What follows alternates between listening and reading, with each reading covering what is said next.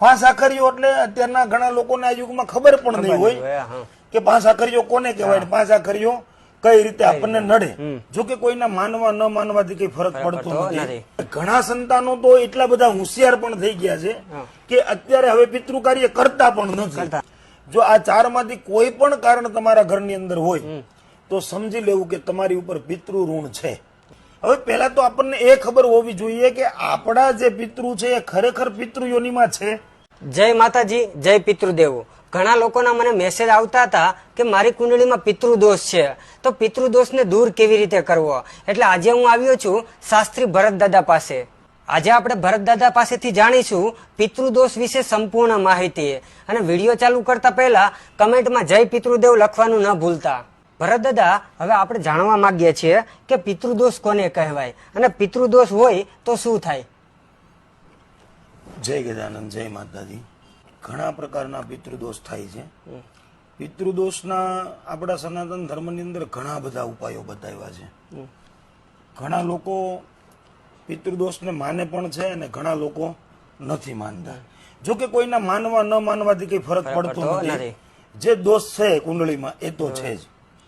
પેલા તો જન્મ કુંડલીથી આપણે પિતૃદોષ જોવો હોય તો જેની જન્મ કુંડલીની અંદર 4થો 8મો કે 12મો રાહુ હોય એ પિતૃદોષ અને પ્રેતદોષ વાળી કુંડલી ગણાય. પિતૃદોષની જ આપણને બધાને ખબર છે. અને ખાસ કરીને આપણે ગુજરાતી લોકોની જો વાત કરીએ, કાઠિયાવાડી લોકોની વાત કરીએ, ગુજરાતની વાત કરીએ તો લોકો બધા પિતૃદોષમાંથી મુક્ત થવા માટે નારાયણ બલિ કરે છે કે ભાઈ પિતૃ નડે છે તો હાલો નારાયણ બલિ કરીએ. જ્યારે દક્ષિણના લોકો છે એને પિતૃ નડે કે ન નડે એ દર 3 વર્ષે પંચબલી કર્મ કરે. પંચબલી એટલે પ્રેત બલિ, સર્પ બલિ, ભૂત બલિ, કાગ બલિ અને નારાયણ બલિ. આ 5 બલિને ભેગા કરીએ એટલે પંચબલી થાય. હવે પેલા તો આપણને એ ખબર હોવી જોઈએ કે આપણા જે પિતૃ છે એ ખરેખર પિતૃ યોનિમાં છે. આપણે નારાયણ બલિ કરીએ છીએ તો પિતૃ હોય એને મોક્ષ મળી જાય. પણ જે પ્રેત યોનિમાં છે એનું હું, તમે કદાચ 1 નહીં ને 50 નારાયણ બલિ કરો, 100 નારાયણ બલિ કરો તો પ્રેત છે એ પ્રેત બાધામાંથી છૂટવાના નથી. પ્રેત બાધામાંથી છૂટવા માટે આપણે ખાલી નારાયણ બલિ નહીં, પેલા પ્રેત બલિ કરવું જોઈએ. એટલે પેલા તો આપણે એ જાણવાનું છે, મૂળ તથ્ય એ છે કે આપણા પિતૃ કઈ યોનિમાં છે. જે યોનિમાં હોય એ પ્રકારે તમે જો ભૂત યોનિમાં હોય તો ભૂત બલિ કરીને નારાયણ બલિ કરો, પ્રેત યોનિમાં હોય તો પ્રેત બલિ કરીને નારાયણ બલિ કરો, સર્પ યોનિમાં હોય તો સર્પ બલિ કરીને નારાયણ બલિ કરો, કાગ યોનિમાં હોય તો કાગ બલિ કરીને નારાયણ બલિ કરો. તો આપણા પિતૃ જે યોનિમાં છે એ પ્રમાણે આપણે કર્મ કરવું જોઈએ. અને બધાને એમ છે કે નારાયણ બલિ એટલે પિતૃ કાર્ય, પણ ખરેખર નારાયણ બલિ શબ્દનો અર્થ શું થાય છે? નારાયણ એટલે ભગવાન વિષ્ણુ, બલિ એટલે અર્પણ કરવું. તમે એક શ્રાદ્ધ કર્મ કરી પિતૃના અધિષ્ઠાતૃ દેવ જે ભગવાન નારાયણ છે, શ્રાદ્ધના દેવ, એને તમે અર્પણ કરો છો કે ભાઈ અમારા પિતૃ જે તે યોનિની અંદર ભ્રમણ કરે છે એને તમે એ યોનિમાંથી મુક્ત કરી અને વૈકુંઠ લોકની અંદર વાસ અપાવજો. એટલે પિતૃ આપણે શાસ્ત્રની અંદર તો એવું કીધું છે કે અત્યારે બધા લોકો આમ ગણો ને તો 5મું અને 7મું અને 3જું પણ કરવા માંડ્યા છે. અને ઘણા સંતાનો તો એટલા બધા હોશિયાર પણ થઈ ગયા છે કે અત્યારે હવે પિતૃ કાર્ય કરતા પણ નથી. પિતૃ કાર્યની વાત તો છેટી રહી, પણ એના માતા પિતા જયારે મૃત્યુ પામે છે ને તો એની પાછળ પાણી ઢોળ પણ હવે કરવાનું બંધ કરી દીધું છે. એટલે પિતૃદોષ એટલે પિતૃઓનું ઋણ. એની કોઈ આશા, કોઈ તૃષ્ણા, કોઈ અપેક્ષા, કોઈ જિજ્ઞાસા, કોઈને મળવાની હામ એની અધૂરી હોય તો એ જીવાત્માને ક્યારેય મોક્ષ નથી મળતો. આશા ભર્યા જે મરે છે, અપેક્ષા ભર્યા જેનું મૃત્યુ થાય છે, એ પિતૃઓને એ દેહ છૂટ્યા પછી એ આત્માને તૃપ્તિ નથી થતી, એટલે એને મોક્ષ નથી મળતો. તો એના મોક્ષ માટે થઈ અને તમે ભગવાન નારાયણને એક કર્મ કરીને અર્પણ કરો છો. અર્પણ, તર્પણ અને સમર્પણ, આ 3 ભાવ તમે ભેગા કરી અને જયારે પિતૃ કાર્ય કરો છો ત્યારે એ તમારા દેવંગત થયેલા જીવાત્માઓ છે, તમારા જે પૂર્વજો છે, એને સ્વર્ગલોક અને વૈકુંઠ લોકની અંદર વાસ થાય છે. હવે ભરત દાદા આપણને એ જણાવો કે આપણા પિતૃ કઈ યોનિમાં છે અને એ આપણને ખબર કેવી રીતે પડે, અને પિતૃ નડે ખરા? સરસ પ્રશ્ન છે આ. આમ જોઈએ ને, કોઈ પણ આપણું બાળક રમતું હોય અને ઈ તોફાન કરતું હોય તો એને ડારો ડફારો એના માવતર જ આપે, વડીલ જ આપે. વડીલ જ આપે. એમ જયારે એના સંતાનો એના વડીલોને એના પૂર્વજોને ભૂલી જાય ત્યારે ઈ એના બાળકને એક થપાટ તો મારે છે, અને ઈ એને હક છે. આખી જિંદગી એની સંતાનો પાછળ નિશાવર કરી દીધી છે, અને જયારે સંતાનોની આંખ ન ખુલે એના મોક્ષ માટે કોઈ કાર્ય કરવાની, ત્યારે એ સંતાનોને થપાટ મારે. પિતૃ નડતા નથી. પિતૃ તો આપણને આશીર્વાદ આપે, પિતૃ આપણી ઉપર કૃપા કરે. પણ એમ કહેવાય ને કે તમે એક પ્રશ્ન એમાં જ કર્યો કે ભાઈ કઈ યોનિમાં છે એ આપણને કેમ ખબર પડે? તો માણસનું જે રીતે મૃત્યુ થાય છે ને, એ મૃત્યુ જ એ સાબિતી આપે છે કે આ જીવાત્મા કઈ યોનિમાં જશે. હવે કોઈ ભરી જુવાનીમાં કોઈનું મૃત્યુ થયું છે, હજી એની આશા, અબળખાઓ, અપેક્ષાઓ બધી અધૂરી છે, તો એ જીવાત્મા છે ને એ પ્રેત યોનિમાં જાય છે. પછી એમ કહેવાય કે ભાગવતની અંદર ધંધુકારીની કથા ઘણા લોકોએ સાંભળેલી હશે. ન કરવાના અધમ કૃત્યો જે લોકો કરે છે, પર સ્ત્રી ગમન છે, મદિરાપાન છે, કરે છે, વ્યભિચાર કરે છે, આવા ઘણા પ્રકારના જે પાપાચારી લોકો છે એ બધા પ્રેત યોનિની અંદર જાય છે. અને આપણા શાસ્ત્રની અંદર એક શ્લોક છે કે રોરવે નરકે જાતા અન્નપાન વિવર્જિત.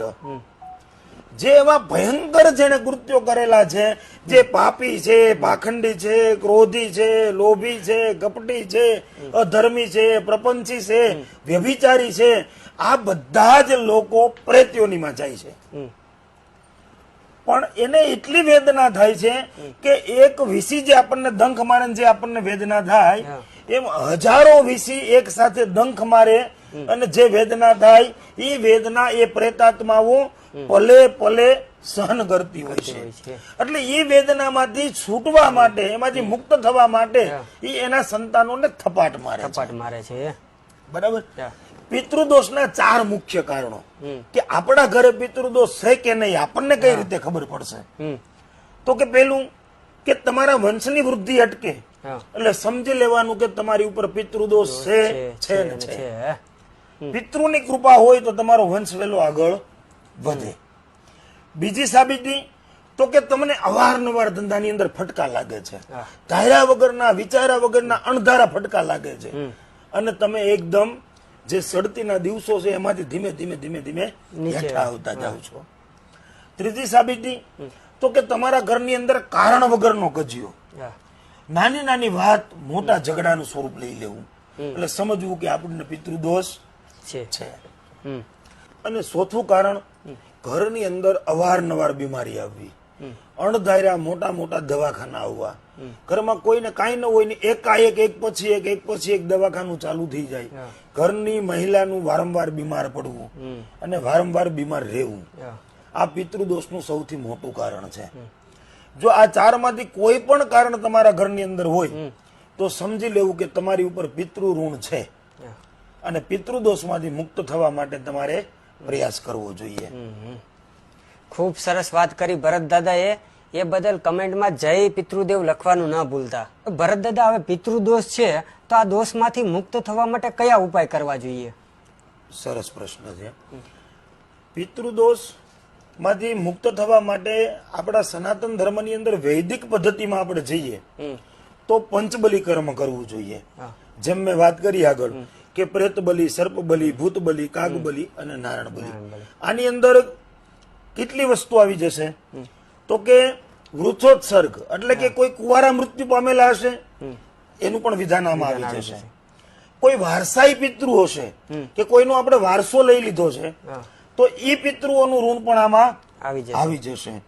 પછી કોઈ નિર્વંશિયા છે કે જેની પાછળ આપણા આગળની પેઢીમાં કોઈ એવી પેઢી છે જે વંશ અટકી ગયો છે, તો એ નિર્વંશિયા પિતૃઓ છે એનું ઋણ પણ આમાં આપણે સૂકવી શકીએ છીએ. હવે વાત ખરેખર જો છે ને પરપિતૃની છે.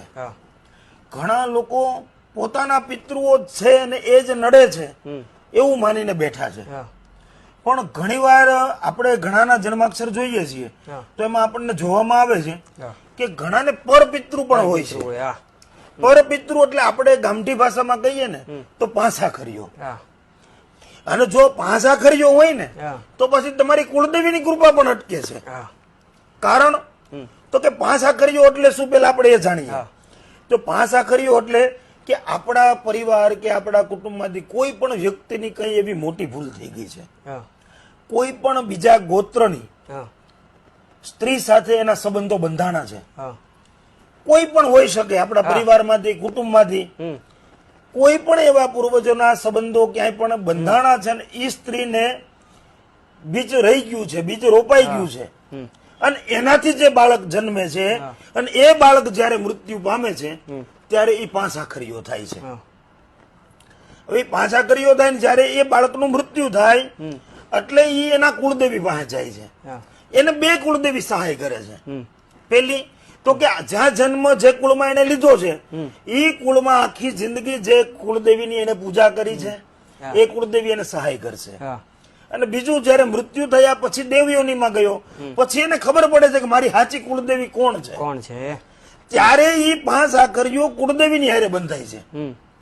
કુળદેવી સાથે એ રીતે બંધાય કે હું તારા કુળનું સંતાન છું, તો જે કુળમાં મારો જે કુળનો હું છું એ કુળે મને કઈ આપ્યું નથી, મને મારા બાપનું નામ પણ મળ્યું નથી, તો એ કુળ જ્યાં સુધી મારું કાર્ય ન કરે ત્યાં સુધી તારે કુળદેવી આ કુળના કામ કરવાના નથી.